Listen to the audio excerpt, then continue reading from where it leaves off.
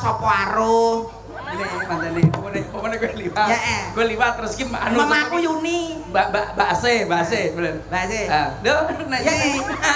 arep ning pasar sih. Gembon. Nah, iki terus yupeni. Lah, ya begitu. Lah iki terus ora meringis terus ora bosok lah mau sumeh terus. Maksudnya senyum itu adalah ibadah. Ya yo ngomong senyum ngono lho. Nah, senyum oke gragal sing grapyak silaturahmi aja sampai gagal. Mari ngono, Pak. Krikil. Aja sampai keri ningkat ning skill. Skill harus diasah. Contohnya manten lanang. Manten lanang. Kudu pinter. Pinter nyambut gawe, pinter golek ngelmu kanggo sangu masa depan keluarga lan anak-anak turune. Ya, mari ngono.